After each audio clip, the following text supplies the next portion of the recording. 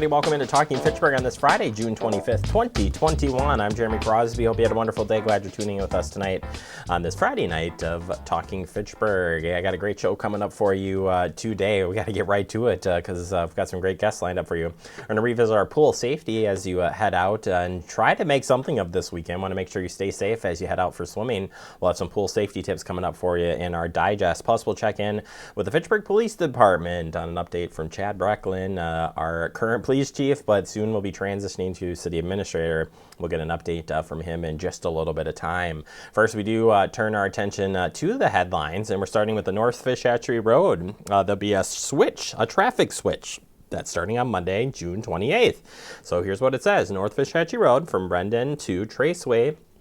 A traffic switching will happen Monday, June 28th. Northbound and southbound traffic will be switching to the newly constructed northbound lanes, east side, on Monday, June 28th. So watch for that. We don't have an exact time when that's going to happen because of the weather and how it's playing out here, but crews are doing their best. You can kind of see it's almost ready to go as it is, but we'll soon be ready to have traffic there on the newly constructed northbound side, and they'll begin work on the southbound side to finish up that. And there will be some a little bit more closures on this one coming up due to the intersections. We'll keep you up to date with that right here on Talking Fitchburg. All right, many Americans know about the importance of saving water and energy, but few know about the drops to watts connection that it takes energy to pump, heat, treat, and deliver the water we use every day. And we want to just share that. I just thought this was kind of a cool graphic. So either way, why WaterSense labeled the homes? WaterSense labeled homes can save water and energy. 50K, that's 50,000 gallons of water a year or more for a family of four. That's amazing. Enough water to wash 2,000 loads of laundry, and your bill in the water and energy bill is around $600. So something to look for there when you're buying or purchasing any of those washer dryers. I know they're hard to come by since the pandemic began, but when you do, make sure you choose smart, and not just smart as in picking them out, but smart technology there to save you lots of money, water and energy. All right, have you ever been boat camping? Yeah, I'm going to try to talk my wife into this one. This one sounds pretty cool here. Boat camping. Yeah, and I like this. Want to give it a try? Check out 5 boat camping sites at Mendota County Park. While you're there, you can read this month's Story Walk. Listen with My Heart by Gabby Garcia. If you visit Mendota County Park or any other Dane County parks this month, by the way, post a photo of your visit with the hashtag is Healthy Parks Healthy You for a chance to win a gift card. Posts must have the audience set to public to be eligible. So yeah, make sure you share those photos as you head out. Mendota Park, I grew up in that area, and it is a very nice park. If you haven't been out there before, you should check it out. It's really, really nice. All right, turning our attention to a salmonella outbreak. Do you have chickens in your backyard? Ducks in your backyard? Well, you want to listen up here because this is a very interesting story here, and here's what we have for you. Salmonella in backyard poultry has brought on a salmonella outbreak. 474 people are sick in 46 states from contact with a backyard poultry like chickens and ducks. 1/3 of the sick people are children younger than 5 years old. So make sure you take the steps to stay safe when you're out there. So first one, don't let your children touch chicks, ducklings, or other backyard poultry. Make sure older children wash their hands properly after being around the birds. Keep your flock and your flock supplies outside, and cook the eggs fully, even eggs from your flock. You want to make sure you cook those fully so you don't get sick. Yeah, quite the bit of outbreak. I think a lot of people probably has picked up, you're always looking for new hobbies in something. I'm not sure what the Fitchburg, I should look up that code one, see what Fitchburg's code is on chickens or ducklings in your backyard. But either way, if you're traveling around or you know somebody that has it, make sure you wash your hands properly and make sure the food is cooked properly so you can stay safe. All right, we're going to take a quick break. Coming up next, we open up our digest. We're going to be talking about pool safety. That's next right here on Talking Fitchburg.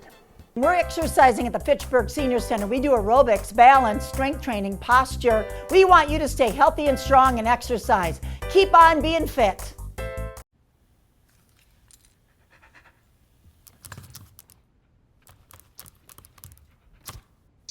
There's a shelter pet who wants to meet you. Meet one today. Visit theshelterpetproject.org. Adopt. Honorary Forest Ranger Betty White here, lending a hand to my dear friend Smokey Bear. Because for 75 years, he's only said, only you can prevent wildfires. But there's a lot more to say. Like if you park your car on tall, dry grass, the hot exhaust pipe can start a wildfire. So keep the animals safe, especially the cute shirtless one. Go to smokeybear.com to learn more about wildfire prevention. Cuando estaba en crianza temporal, nunca sabía cuándo me iba a tener que mudar, así que siempre tenía mi maleta lista. Y un día me adoptaron. Mis nuevos padres me abrieron sus corazones y su hogar.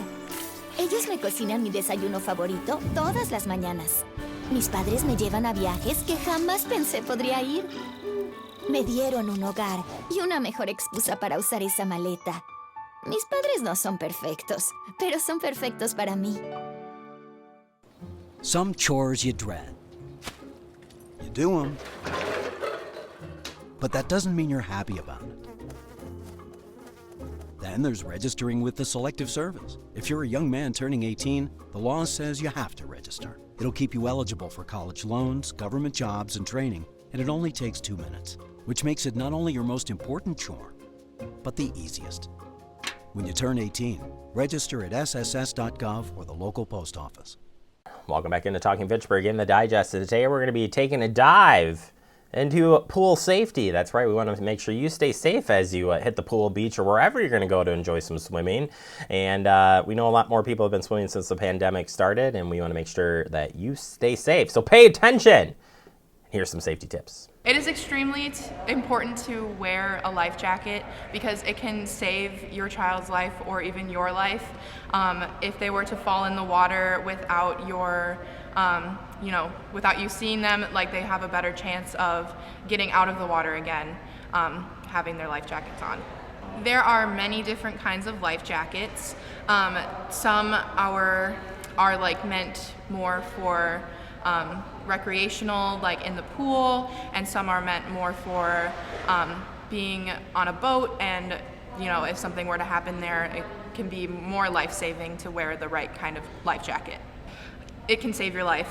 It's life-saving, and it helps you not drown, keeps you up at the surface, and it can, for babies especially, it raises their head out of the water so that they can breathe and not get trapped underwater. So this life jacket is for a toddler. You can see that there is a weight range, and then the reason I like this life jacket so much is that there is a buckle that goes under the child so that they can't slip out of it. So you want to make sure that all of these buckles are fastened correctly, and that it's on, and that it won't ride up over their face. So here are two similar life jackets, both for toddlers. You'll notice that this one has a handle and this one doesn't. I would recommend you have this one on a boat so that if your child were to fall in, you can easily grab them and retrieve them from the water. This one, you'll notice, also has the weight and lifeguard certified stamp, and so this one would be a good life jacket, but looking for features that can save your kiddos even more is great. So to make sure that a life jacket is safe for your use, you want to make sure that they are lifeguard approved and the correct size and weight. These are your typical life jacket that you might find on a boat. However, they are not the best for kiddos. They're hard to get on and easier to get off. We want to lead by example, And so if you're on a boat, your child is with you, you always want to be wearing your life jacket so that they know that they should be wearing theirs too, and you will be safe and they will be safe, and that's all we want. So these are called Puddle Jumpers. These are not something we would recommend using in your pool. They are very easy for a child to get on and off. We recommend constant supervision with these if you do need to use them, but we would prefer if you use another life jacket. This is an infant life jacket. You will see on the inside it specifies that it says infant. You'll notice that it has this head support at the top with a handle. This is so that if your baby were to fall into the water, they would lie on their back and their face would be held up out of the water. And the handle makes it easier for you to retrieve them out of the water. And you'll also notice, again, it has this strap that goes under the infant so that they don't slip out of their life jacket.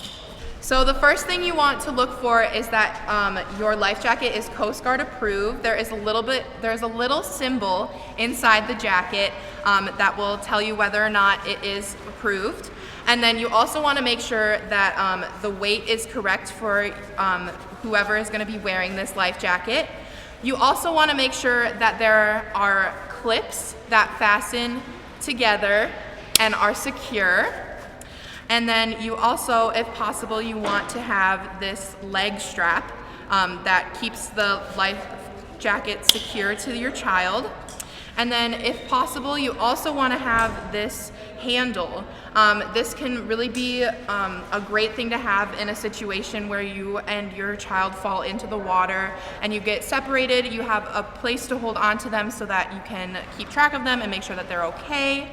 And then if there is a zipper on your life jacket, you want to make sure that it zips all the way up and stays there. You don't want one that will fall down. So a water watcher is somebody that we have, whether you're at like a family gathering or a group of friends, that is designated to watch children in the water swimming. So the most important thing with being a water watcher is that you aren't distracted. So you are a sole watcher of the kids who are swimming. You want to make sure that you're scanning the area, not on your phone. You don't want to be a social media watcher, you're a water watcher. You're observing the children swimming and making sure that that's the only thing on your mind. You're solely watching the kids to make sure that they're staying safe while they're in the water. So during the month of May at Swim West, we will be having these handed out at the front desk. They're water watcher cards and they come with a very nice lanyard. So as a water watcher, on the back it shows your promises. So you're promising to keep consent and watch children around the water at all times, not to be distracted or socializing with other people or with your phone. You'll be relieved of the water watcher duty when somebody else comes in to watch the kids. And in case of emergency, you will call 911 and follow the directions given to you then. So to be a water watcher, we recommend that you are 15 years or older, as well as just not being distracted and making sure that you will be able to watch the kids. On our website, actually, we have a very nice printout. You can even punch a little hole in it and make your own lanyard as well. On the back, it also has our promises, your duties as a water watcher. So the Make a Splash also offers a water watcher card. It also has the promises of being a water watcher, which are very similar to ours. Most children drown with an adult watching them. The main problem is that the adult watching them is not giving their full controlled supervision to the child. So if you answer a phone call or check your email for 1 second, the drowning could be completely silent, and that's absolutely a tragedy. So as a water watcher, you have to make sure that you are not checking your phone or looking around or being distracted by any type of distraction. So the water watcher should be close to the pool. Don't be inside, don't run an errand. If you need to run something super quick, go to the bathroom, go inside, make sure you find somebody who is 15 years of age or older who is able to watch. So the Red Cross says 1 to 25, but the more eyes the better, so we recommend more than one. So it's super important to never swim alone. You always want to swim with a buddy. If you can't, you should at least let somebody know what you're up to when you're going swimming. First pool rule that I would always have is never to swim by yourself. I'm assuming if you're having a pool party, then you are going to have other kids swimming with you. Definitely some other important rules if you're going to be at a pool area is make sure you have life jackets available to kids who might want or need them. Make sure you have some system in place for who is a strong swimmer and who is not, so some sort of a swim test to decide who can go where in the pool. Making sure you have a water watcher assigned, so somebody to always be watching the pool and the kids in it. Make sure that you know how many kids you have and where they are swimming. Counting heads is always a good idea, so if a kid gets out to go to the bathroom or something like that, you know that that kid has left the pool area and you can count them when they come back. And buddy checks are also always good, having kids every 10 minutes get with their buddy, make sure that they know where the other swimmers are, and then continuing to go after that. One of the best things to have is a locking child-proof pool cover so that no one can access the pool when you do not want them to be using it. If you have the pool unlocked and you're using it, but you need to step away, making sure that you always ask a neighbor or somebody to step into that role, making sure the pool is supervised that way.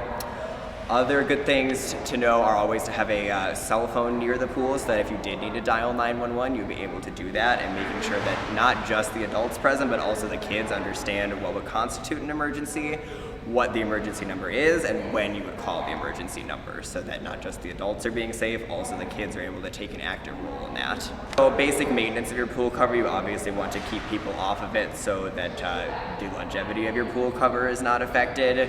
You want, if at all possible, to have a locking pool cover that you know the code to or have a key to so that your kids cannot open the pool cover whenever they want to. Part of the idea is that it is a safety measure for them. Making sure that it is a material that you are confident in, so some are like cloth pool covers, and that is much easier for a child to fall in and get sucked into, as opposed to a hard pool cover which they cannot open themselves. Those are the big things that I would think about when you're looking at buying one or setting up an outdoor pool for your summer. You definitely want to keep all your stuff out of the pool area when it is not in use. You also want to not leave it on the ground, because things like balls or noodles can become a tripping hazard around the pool, and that is another potential safety hazard. Even if you are not in the water, it's still good to be safe around the water and the area surrounding it. So another really important consideration when you are putting in a pool in your backyard, be it above ground or below ground, is making sure that you have a fence around your pool. Your pool obviously is yours to use, but that does not mean that your community does not have access to that physical location as well. And so thinking about a fence protects you from liability if somebody else were to try and use your pool and get into it. And it just protects your community in terms of safety. You do not have kids coming into your pool and falling into it when you don't want them to be there. It is hard to supervise your own pool 24/7, and so having that fence just adds another layer of protection. If you're gonna have a smaller pool, if like one of the ones that you would fill up over the summer with a hose, just making sure that you're flipping it back face down at the end of the day, so that you are adding that layer of safety for both your community and for yourself and your family. All right, there you have it. We had a whole pool water safety week a couple of weeks ago. I encourage you to check all of that out. We discussed different topics with a great group panel every day, from rafting to swimming at beaches to whatever, you name it, we had it. Check that out on our Facebook page and YouTube page. Coming up next, we open up our guest segment, and we'll be talking with the Chief of Police, Chad Brecklin. It's next right here on Talking Fitchburg. Maria, so how's work? It was fourth period biology. Our students just weren't getting how easily viruses spread. So Miss Bell and I had them role play a zombie virus outbreak. By the time they had all learned the lesson, all the living were dead. Hey, how's your job going? That big sales meeting I planned? Next year. I might get to go. Cool.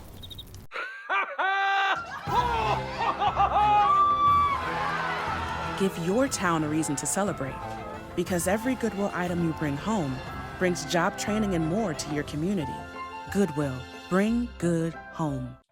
Welcome back into Talking Fitchburg. I have the pleasure again this month to sit down with your police chief, Chad Brecklin. Chad, how are you today?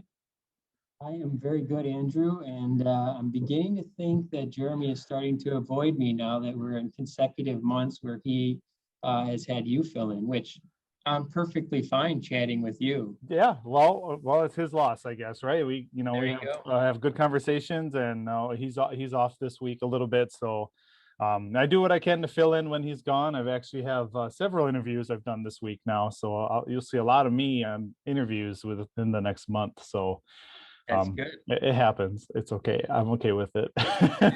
We have people that can fill in easily, and Yeah. the whole office doesn't even miss a beat. I know, we keep going, got to keep going, can't stop, right? So we're here to talk about it's a bittersweet interview here. This is the last interview we have with you as police chief, but you're moving on to being the city administrator here for the city, which I'm sure mostly everyone knows at this point. But why don't you describe the process here within the next few months now with you leaving as chief and becoming city administrator, what that looks like. Yeah, absolutely. So you're right. It is odd that it is my last talking Fitchburg conversation as police chief. And I think you used a really good word to describe that in that it's bittersweet. Timing isn't always how we have things planned in our mind, and opportunities don't always present themselves when you are looking for them per se. But it certainly was an opportunity that doesn't come open very often, about 2 times in the last 20 years by my calculation. And, it's something that I'm definitely looking forward to, that being the administrator role. But how the transition will look for us here in the police department and through the city is that I'm wrapping up my time here in the office physically at the end of this week.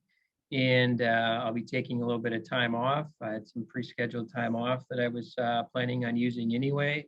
And then I will come back after taking that time off in July 12th as city administrator. So I'm looking forward, obviously, to beginning that new role on Monday the 12th. What we'll have in place here in the police department is obviously an interim police chief will be selected, and that I anticipate will be happening soon.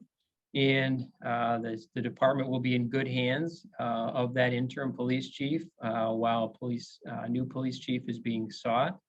And then as I look to transition into the city administrator role, it's going to be a lot of looking, listening, talking, but predominantly a lot of looking and listening for the first several months. Obviously meeting with Mayor Richardson and acting administrators, Misty Dodge and Mike Zimmerman, to help, kind of get up to speed on all of the happenings in the city.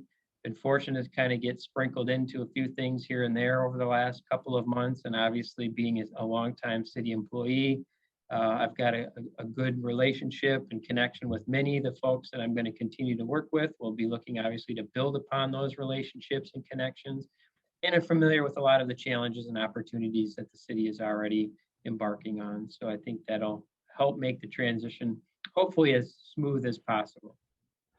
Yeah, and as we just had started this week was all the CIP presentations from all the groups. I'm sure you gave your last one as police chief to that as well, and that'll be an interesting transition too, since that's a 10-year outlook, and you're like, well, I'm not in this part, but you'll be obviously within the CIP realm as being the administrator. Mm-hmm.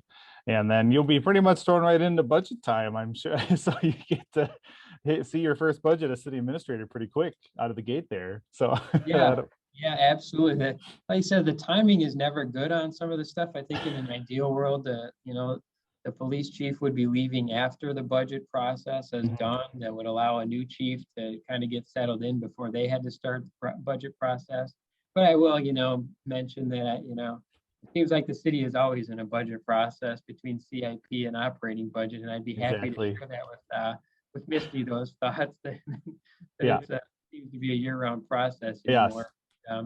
But obviously, if timing were a little bit better, the new police chief wouldn't be starting until after budget season, and of course, the city administrator role wouldn't necessarily beginning in the throes of budget season. And perhaps it wouldn't have been that way, obviously, if I wasn't selected for that role, but that is how it's going to go. So I may be wearing a couple of hats, at least from a budget perspective, during this year's process, and definitely looking to help not only the interim police chief, but the new police chief through both of the CIP and the operating budget processes, helping out definitely where I can, and continuing to carry that torch for the period of time to allow both of those folks to kind of get a little settled in and so forth. But yeah, so if you see me at those budget meetings wearing a city administrator hat, taking it off, put the police chief hat, kind of our police budget hat on briefly, and then popping the city administrator hat back on, you'll know why that is. I think we should actually get you some hats so we know when you're talking which one we're doing here. I think that'd be good. I may have to preface comments by speaking in whatever capacity I'm representing. Yes, exactly. Well, speaking of chief, I just put in our update on Wednesday that we have a survey out for the public and kind of what the process is going to be for looking for a new police chief here at the city of Fitchburg. Can you explain what that looks like a little bit? Yeah, so obviously the Police and Fire Commission has the responsibility and the authority to hire the next police chief. And they have been diligently working on that process ever since it was confirmed that I would be transitioning to the city administrator role in the summer months here. And it's been obviously a lot of work has been put in already by the Police and Fire Commission. There's been several special meetings of the commission. I also should include Sarah Olson, our HR manager, into that conversation. She also has put in a ton of work already on the police chief side of things, in addition to all the work that she coordinated with the city administrator process and all of the other HR related matters she tends to. But a number of things have already been put into place. Surveys have gone out, obviously, to our community via the city websites. I think that the commissioners have also been able to share that link with their folks in their contacts, as have alders. Our city employees have also had a survey link provided to them that allows them to also offer their feedback on what they would like to see in the next police chief. The city is currently advertising the position and accepting applications. I think the process to submit applications closes June 28th, if my memory serves me correctly. And I'm definitely optimistic that we'll get a good qualified candidate pool here and, ultimately find a really good candidate to lead Fitchburg PD. Well, that's really great. I'm glad it'll be, everyone is kind of included in the survey, like what the community is looking for, what the city staff is looking, what we think we should be looking for within any new role, especially in the higher rankings of our city departments here.